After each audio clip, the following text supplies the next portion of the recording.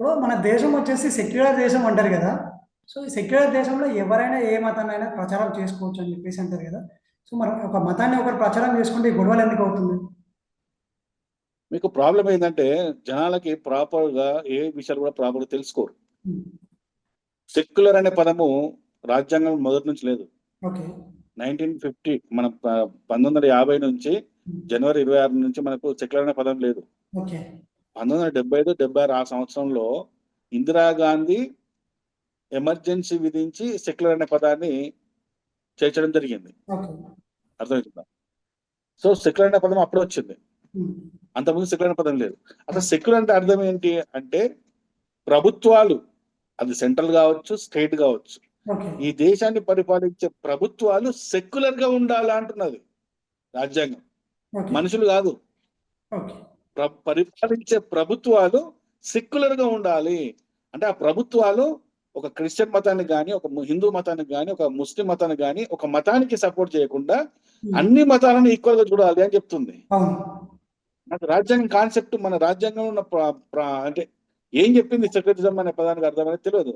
So ఇది secular దేశం కాబట్టి మనం అందరం ఈక్వల్ గా ఉండాలని కాదు, మనం కాదు, ఉమ్, పరిపాలించే వాళ్ళు, గవర్నమెంట్ ఎంప్లాయీస్ అంటే ప్రభుత్వానికి సంబంధించిన వాళ్ళు ఎవరైనా సరే తమ దగ్గరికి వచ్చి పని చేయించుకునేవాడు ఏ మతస్థుడైనా అందరినీ ఈక్వల్ గా చూడాలి అని చెప్తున్నారు. ఓకే. అంటే సమాజంలో ఉన్న వాళ్ళందరూ ఈక్వల్ కాదు అన్నట్టు దాని అర్థం అన్నట్ట. అర్థం కాలేదు మీ ప్రశ్న. అంటే ఇప్పుడు ఓన్లీ గవర్నమెంట్ దగ్గరికి అయితే ఎవరైతే వెళ్తారో వాళ్ళందరికీ ఈక్వల్గా చూడాలని చెప్పేసి మీరు అంటున్నారు.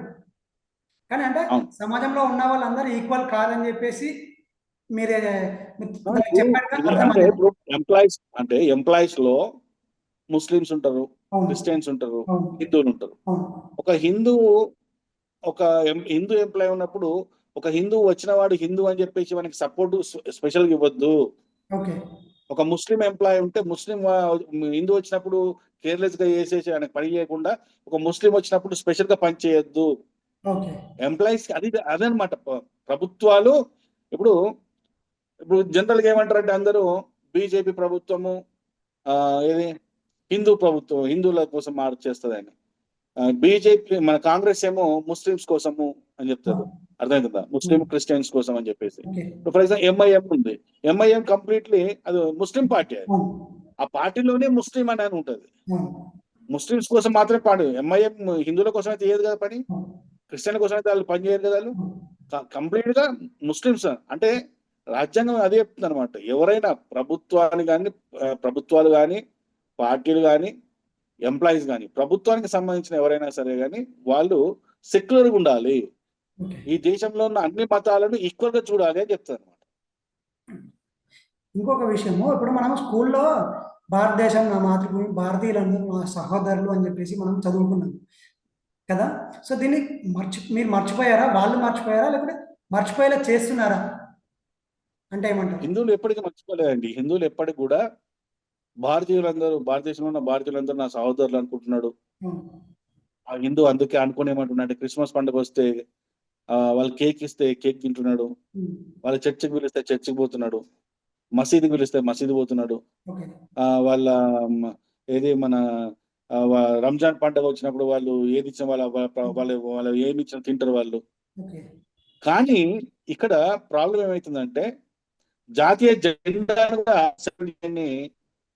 ఈరోజు ముస్లిం సమాజం పడుతుంది. చాలా మంది ముస్లిం సమాజంలో జెండాకు సైలెంట్ కూడా కొడతలేరు, ఓకే. జాతీయ గీత కూడా పాడతలేరు.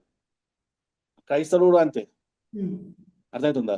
అదే మా హిందువుల పండుగ వచ్చినప్పుడు ఒక క్రిస్టియన్ని కానీ, ఒక ముస్లింని కానీ మా గుడికి రారు వాళ్ళు. ఆ, మా ప్రసాదము అని చెప్తే మీ ప్రసాదం మేము తినము అంటున్నారు.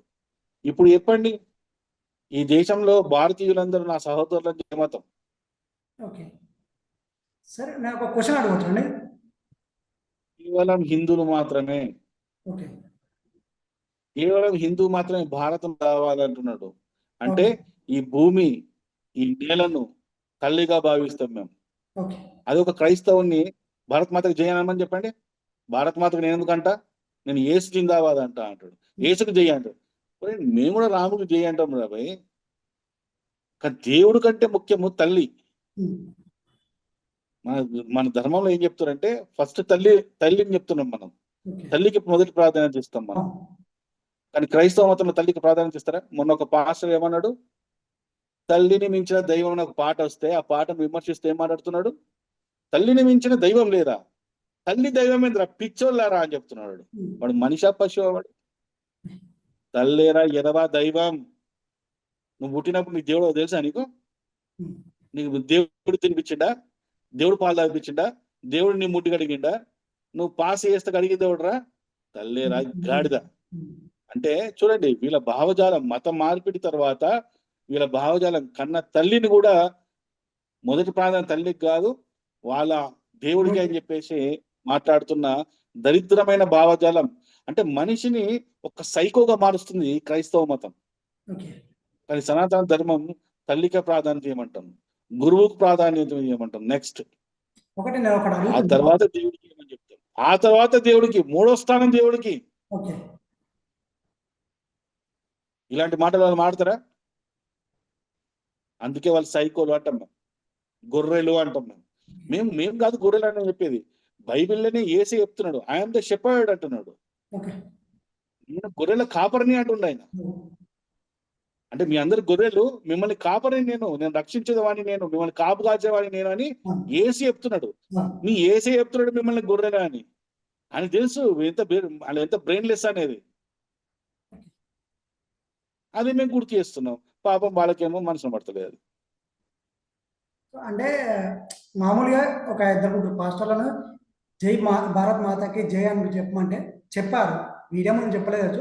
బట్ మామూలుగా స్టార్టింగ్‌లో చెప్పమంటే మాత్రం చెప్పారు. అంటే వాళ్ళు భారత మాతని గౌరవిస్తున్నట్టుగా మన దేశాన్ని. ఇప్పుడు నేను ఒక పని చేయండి, మీరు మీ ఛానల్ ఉంది కదా, మీ హ్మ్. ఛానల్ కలిసి ఏం చేయండి అంటే, మా వెంబడి రండి, ఓకే. మా వెంట రండి. ఓకే. మేము కొంతమంది పాస్టర్ దగ్గర తీసుకెళ్తాం. ఓకే. అర్థమైందా? ఓకే. తీసుకెళ్ళి వాళ్ళకి అడగమని చెప్తాం. అడగండి మీరు. ఓకే. భారత మాతకి ఎంతమంది మొగుళ్ళు అన్నోడు ఉన్నాడు, విజయ్ కుమార్ అని ఒక పాస్టర్. హ్మ్. వాళ్ళని తీసుకొని బొక్కలు వేయించినాం. కరెక్ట్. మరి ఈ దేశాన్ని విడగొట్టుమని ఎవడని అంటాడు హిందూ? ఎవరన్నా? ప్రాణం పోయిన అన్నాడు. హ్మ్. కానీ క్రైస్తవులు, ముస్లింలు రెడీ అంటారు, రెడీ. పాస్టర్లు అయితే ఈ దేశాన్ని మాకు భాగం ఇవ్వండి. విజయవాడ, గుంటూరులో ర్యాలీలు చేసిర్రు, ఆ! మీటింగ్లు పెట్టిర్రు. ఈ దేశాన్ని ఒక ముక్క వేసి మాకియండి. ఏంట్రా నీ కేక్, నీ క్రిస్మస్ కేక్ ముక్క అనుకుంటున్నావురా ఈ దేశాన్ని విడగొట్టుడు అంటే? హ్మ్. తోలు తీస్తాం బిడ్డ, కత్తిరిస్తాం. ఏం కత్తిరిస్తామని నీకు అర్థమై ఉండాలా. ఈ మాటలకి కట్ చేస్తాం, ఓకే. దేశం ముక్కలు చేయాలా? ఎవడరా మీరు? మతం మారగానే దేశం మీద మీకు అంత దారుణమైన పరిస్థితి, బుర్ర వస్తుందారా మీకు ఆలోచనలు? ఓకే. సండే రోజు సండే స్కూల్ అని చెప్పేసి క్రైస్తవులు నడుస్తుంటాయి, చిన్నపిల్లలే. ఆ అవును. చర్చ్ పక్కన సండే స్కూల్స్ అని నడుస్తుంటాయి. అవును. ఇలా సండే స్కూల్లో అబ్జర్వ్ చేయండి మీరు పోయి. ఒక విలేకరులను కాకుండా, మీరు వస్తున్నామని ముందు జాగ్రత్త చెప్పకుండా వెళ్ళి సీక్రెట్ గా ఒకసారి కెమెరాలు పెట్టుకొని చూపించండి. అక్కడ ఏం చెప్తుందో తెలుసా? భారతీయులము, మనమందరం సహోదరులము, నీ ఇంటి పక్కోడు నువ్వు బ్రదర్ లాగా, నీ అన్నదమ్మ సోదరులాగా చూడాలని చెప్తలేరు. ఇజ్రాయేలు దేశం మనది, ఇజ్రాయేల్ మనము అట. ఎవడరా నువ్వు? ఇజ్రాయేల్ ఏంద్రా? ఇజ్రాయెల్ దేశం మీద ఎందుకు అవుతుందిరా? ఇజ్రాయెల్ దేశంలో క్రిస్టియానిటీ ఎంత ఉంది? 2% మాత్రమే. ఇజ్రాయెల్ దేశంలో క్రిస్టియన్లు కాదు ఉండేది, యూదులు ఉంటారు, యేసుని సిలువేసిన వాళ్ళు ఉంటారు. అలాంటి భావజాలం నేర్పిస్తుంది ఇక్కడ. చిన్న చిన్న పిల్లలకి భారతదేశం నీదని చెప్తలేరు, ఇజ్రాయెల్ దేశం మనదని చెప్పి నేర్పిస్తున్నారు పాటలు. మరి వాడు ఏమంటాడు పెద్ద అయిన తర్వాత? మాకు ముక్క ఇయ్యండి అన్నాడా? వాటి మీద మేము పోరాడుతున్నాం. ఇలాంటి భావజాలాన్ని ప్రకటిస్తున్న క్రిస్టియానిటీ మీద మేము పోరాడుతున్నాం. ఇలాంటి భావజాలాన్ని క్రియేట్ చేస్తున్న ముస్లిం వాళ్ళ మీద మేము ఫైట్ చేస్తున్నాం. మేము ఆ భావజాలం మీద పని చేస్తున్నాం. ఓకే. మేము వాళ్ళకు వ్యతిరేకంగా కాదు మేము పనిచేసేది, ఓకే. ఆ మతానికి వ్యతిరేకంగా కాదు పనిచేసేది, ఆ వీళ్ళు సృష్టిస్తున్న భావజాలం మీద మేము పనిచేస్తున్నాం, మేము ఓకే. వ్యతిరేకంగా. ఇంకో క్వశ్చన్. ఇప్పుడు మత మార్పిడి అని చెప్పేసి మీరు మాట్లాడుతూ ఉన్నారు కదా. సో మత మార్పిడి అనేది అంత ఈజీయా? మత మార్పిడి అంటే ఒక మనిషిని మార్చడమే కదా, అంతే కదా? అవును. సో మరి ఒక మనిషిని మార్చడం కోసము బయట కొన్ని క్లాసెస్ ఉంటాయి. అంటే సెల్ఫ్గా మనం ఏ విధంగా ఇంప్రూవ్ అవ్వాలి అట్లాంటి కొన్ని క్లాసెస్ ఉంటాయి. అట్లాంటి క్లాసెస్ విని కూడా మారని వాళ్ళు చాలా మంది ఉన్నారు. సో మరి వాళ్ళ గురించి ఏమంటారు మీరు దాని గురించి? ఇప్పుడు మతం మార్పిడి గురించి మాట్లాడుతున్నారు మీరు. ఆ, అదే మతం మీ అంటే ప్రశ్న ప్రాపర్ మీ ప్రశ్న ప్రాపర్ అర్థం కాదు. నేను ఏమంటానంటే మతం మార్పిడి అంటే ఒక మనిషిని మార్చడమే కదా, అంతే అవును. కదా. సో అంటే ఒక మనిషిని మార్చడము అంత ఈజీయా అంటున్నా, ఇప్పుడు అంత ఈజీయా? ఊర్లలో సిటీ లాంటి కొద్ది కష్టం కానీ, ఎందుకంటే ఇక్కడ కొద్ది మెచ్యూరిటీ లెవెల్స్ అనేది సిటీ అంటే నగరాల్లో కొద్ది మెచ్యూరిటీ లెవెల్స్ అనేది ఎక్కువ ఉంటాయి కాబట్టి, అంటే నువ్వు పల్లెటూరులో మెచ్యూరిటీ లెవెల్స్ ఉండవని కాదు, కొద్దిగా వాళ్ళకు తక్కువ తక్కువ ఆలోచన శక్తితో ఉంటారు కాబట్టి కొద్దిగా మనం అది మనకు అర్థమవుతుంది మనకు అది ఓకే.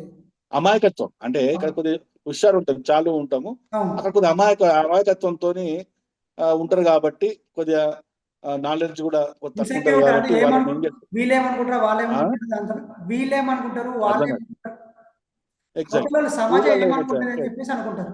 ఊర్లలో ఏమవుతుందంటే ఫర్ ఎగ్జాంపుల్ ఏదన్నా ప్రతి ఇంట్లో సమస్య ఉంటుందండి. అవును. ముఖేష్ అంబానీ కూడా సమస్య ఉంటది. ఏ చెట్టుకు ఆ గాలి, అంతే గాలి వస్తుంది. అవును. ప్రతి ఇంట్లో సమస్యలు ఉంటాయి. సమస్యలు లేని ఇల్లు ఉండదు, కడుపు అనారోగ్యాలు రాని ఇల్లు ఉండదు. అర్థమవుతుందా? అవును. ఆరోగ్య సమస్యలు లేని ఇల్లు ఉండదు, ఆర్థిక సమస్య లేని ఇల్లు ఉండదు. ఈ అవును. ప్రపంచంలో ప్రతి ఒక్కడికి ప్రతి సమస్యలు ఉంటాయి. అవును. అయితే ఇక్కడ పేదవాడిని ఎప్పుడైతే ఇక్కడ టార్గెట్ చేస్తారో, పేదవాళ్ళని టార్గెట్ చేసి ఇంతకుముందు విదేశీ ఫండ్స్ చాలా వచ్చేటి. ఆ ఫండ్స్ నుంచి మనం ఏం చేసేవాళ్ళంటే మత మార్పిడి కోసము వాళ్ళ మీద ఇన్వెస్ట్ చేసేవాళ్ళు అనమాట. అంటే మీకు మా మతంలోకి వస్తే మీకు ఇది ఇస్తాము, అది ఇస్తాము, లేకుంటే ఒక చిన్న వ్యాపారం పెట్టిస్తాము, లేకుంటే ఇల్లు కొన్ని కట్టిస్తామనో, ఇలాంటి పేదవాళ్ళకు ఇల్లు కట్టడం అంటే డబుల్ బెడ్రూమ్, త్రిబుల్ బెడ్రూమ్ అని కాదు, ఒక సింగిల్. రూమ్ వేసి ఇవ్వడం. అంతే అంతే. ఒక రూమ్ వేసి ఇవ్వడం, దానికి మాక్సిమం ఊళ్ళలో ఎంత అవుతుందండి? 50,000 లక్షల రూపాయలు అవుతుంది. అవును. అదే ఇవన్నీ ఇన్వెస్ట్మెంట్స్ అనమాట. ఇవన్నీ ఇలా వాళ్ళకు ఏంటంటే అనారోగ్యం వచ్చినప్పుడు కూడా కడుపు నొప్పినో, కాలు నొప్పి, లేకుంటే ఇంకేదో అయినప్పుడు ఏస్తో ఇప్పుడు చూడండి, ఇప్పుడు మీరు గవర్నమెంట్ హాస్పిటల్స్కి వెళ్ళండి, గాంధీ కావచ్చు, ఉస్మానియా కావచ్చు, ఎటైనా వెళ్ళండి, ఆ వార్డుల్లో బైబిల్ వేసుకొని పిశాచల్లాగా తిరుగుతుంటారు. అవును.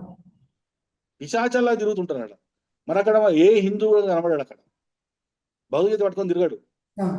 వీళ్ళు పిశాచల్లాగా తిరిగి ఎవడైతే భయపడుతూ ఆ సమస్యల్లో ఉన్న వాడి దగ్గర పోయి ప్రార్థన చేసి, ఈ ప్రార్థన వల్ల మళ్ళీ 100% ఏం కాదు, ఒకవేళ బై ఛాన్స్ వాళ్ళకి మేలైంది అనుకో, మంచి జరిగింది అనుకో, చూసావా ప్రేయర్ చేయడం వల్లనే అయిపోయిందని చెప్తారు అనమాట. ఓకే. ఆ విధంగా వాళ్ళ మైండ్ సెట్ చేసుకొని మత మార్పిడి చేస్తారు. ఫస్ట్ ఏం చేస్తాడు, ఒకడు మారుతాడు. ఒకడు ఇప్పుడు ఫర్ ఎగ్జాంపుల్ వీళ్ళు మహిళల్ని టార్గెట్ చేస్తారు. ఫస్ట్ కుటుంబంలో స్త్రీని మార్చారు అనుకో, ఆ స్త్రీ ఏం చేస్తుంది, ఇంట్లో గొడవ చేసి అది చేసి ఇది చేసి భర్తను మార్చేస్తుంది. ఆటోమేటిక్గా పిల్లల్ని మారుస్తుంది. ఈ అయిపోగానే చుట్టాల మీద పడుతుంది, తర్వాత ఇంటి పక్కల మీద పడుతుంది. ఇదనమాట. ఈ విధంగా మత మార్పులు చేయడమే వాళ్ళ పని. వాళ్ళది మత మార్పిడి చాలా సింపుల్ అండి, వాళ్ళు చాలా ఈజీగా చేసేస్తారు వాళ్ళు, ఎందుకంటే ఎక్స్పర్ట్స్ వాళ్ళు.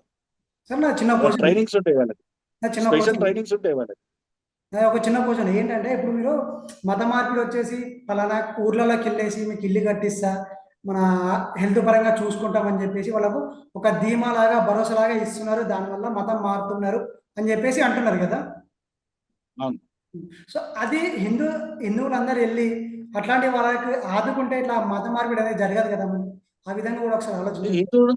హిందూ సమాజంలో ఉన్న ప్రాబ్లం ఏంటంటే ఎవడికి వాడే వన్ లైఫ్ ఉంటుంది ఇక్కడ. పక్కోడు గురించి ఆలోచించేంత టైం వాడికి ఉండదు. ఉన్న ఇప్పుడు మనకి ఎట్లుంటుంది అంటే బ్రదర్, ఇప్పుడు సంవత్సరానికి ఒక 20 పండుగలు ఉంటాయి, మనకి ఫంక్షన్స్ ఉంటాయి. అర్థమవుతుందా? మన ఆదాయం ఇంత, ఖర్చు ఎక్కువ ఉంటుంది మనకు. సో మనకి ఏమవుతాయంటే ఈ వాడి ఈ పోరాటంలో వాడు ఎప్పుడు బిజీనే ఉంటాడు వాడు. ఇప్పుడు చూడండి, ఇప్పుడు మనము గుడికి వెళ్తాం మామూలుగా జనరల్ గా. మన గుళ్ళల్లో పూజారి మనకి ఎప్పుడన్నా నువ్వు మొన్న పోయిన శుక్రవారం రాలేదయ్యా, లేకపోతే పోయిన శనివారం రాలేదయ్యా, లేకపోతే పోయిన సోమవారం రాలేదా అని అడుగుతాడా మనకు? అడగరు. ఎవరి లైఫ్ వాళ్ళది. నువ్వు రావాలనుకుంటే రా, పోవాలనుకుంటే పో, అంతే ఉంటది. సో పక్కోడికి వాడికి మత మార్పిడి చేస్తున్నాడు కదా, వాడిని మనం కాపాడుదామన్న ఆలోచన ఎంత ఉండదు. అంత ఆలోచన, అంత ఐక్యమత్యం కనుక మన దగ్గర ఉండింటే 800 సంవత్సరాలు 1000 సంవత్సరాలు మనం బానిసలుగా బతికే వాళ్ళం కాదు మనం. సో ఇప్పుడు మనకు అవేర్నెస్ అనేది గత ఒక 15 సంవత్సరాల నుంచి అవేర్నెస్ బాగా పెరిగింది. ఈ దేశంలో ఏమవుతుంది, అంతకుముందు ప్రభుత్వాలు హిందువులకు వ్యతిరేకంగా ఎలాంటి జీవోలు తీసుకొచ్చారు, మన పరిస్థితి ఏ విధంగా అవుతుంది, హిందూయిజం అనేది ఈ దేశంలో రాను రాని పరిస్థితి ఏమి తీసుకొస్తున్నారు. ఇప్పుడు చూడండి బెంగాల్లో పరిస్థితి చూడండి ఏం జరుగుతుంది అక్కడ. ఓకే. కింద ఆంధ్రప్రదేశ్ లో వైసీపీ గవర్నమెంట్ ఉన్నప్పుడు ఎన్ని మత మార్పిడులు జరిగినాయి. అంతకుముందు ఏది మన వైఎస్ఆర్ రాజశేఖర రెడ్డి ఉన్నప్పుడు ఎన్ని మత మార్పులు జరిగినాయి ఈ రాష్ట్రంలో. ఓకే. కేరళలో ఏం జరుగుతుంది, తమిళనాడులో ఏం జరుగుతుంది, అంతేందుకు పక్కన కర్ణాటకలో హిందువుల పరిస్థితి ఏంది. సో మనకి ఇప్పుడు అవేర్నెస్ పెరుగుతున్నది. గత 10-15 years బ్యాక్ మనం ఇంత ఆలోచించలేదు మనం. సో ఈ అవేర్నెస్ అనేది ఇప్పుడు స్టార్ట్ అయింది కాబట్టి, అందుకే ఇప్పుడే చైతన్యం వస్తుంది కాబట్టి మత మార్పిడి ఈ పిశాచాలు మన ఇళ్ళకు వస్తున్నప్పుడు మనం వాళ్ళని అడ్డుకుంటున్నాం. ఈ రోజు అడ్డుకుంటున్నారు సమాజంలో. ఓకే. వచ్చి మా దేవుడే గొప్ప దేవుడు, మా దేవుడే గొప్ప అనేసరికి ఎట్లా దేవుడా నీకు, నీ దేవుడు ఎవడరా, అసలు నువ్వు ఎవడరా, నువ్వు నీ దేవుడు గొప్ప ఏంట్రా, నాకు నా దేవుడు. ఇప్పుడు మీ నాన్న గొప్ప అయితే మీ నాన్న గొప్ప అని చెప్పు. మనందరికి నీకైనా నాకైనా మా నాన్ననే మా నాన్న అని చెప్తే కాలదా, చెప్పు తీసుకొని కొడతాం మటుకు. మా నాన్న మాకున్నాడు రావే, మాకు నాన్న గొప్ప మాకుంది, మీ నాన్న గొప్ప అయితే నువ్వు ఉంచుకో, ఇంట్లో ఉంచుకో, నాకు వచ్చింది చెప్తున్నావు. ఈ అవేర్నెస్ ఇవాళ మేము తీసుకురాగలిగాము. ఈ రోజు ఆ అవేర్నెస్ తోనే జనాల్లో చైతన్యం వచ్చింది. ఈ పిశాచాలు, మత మార్పిడి పిశాచాలు హిందువుల ఇళ్ళకి వస్తుంటే పెంట నీళ్ళతో కొడుతున్నారు, చెప్పులతో కొడుతున్నారు, తరిమి కొడుతున్నారు, బైబిల్లో ఉన్న వచనాలను చూపించి కూడా తరిమి కొడుతున్నారు.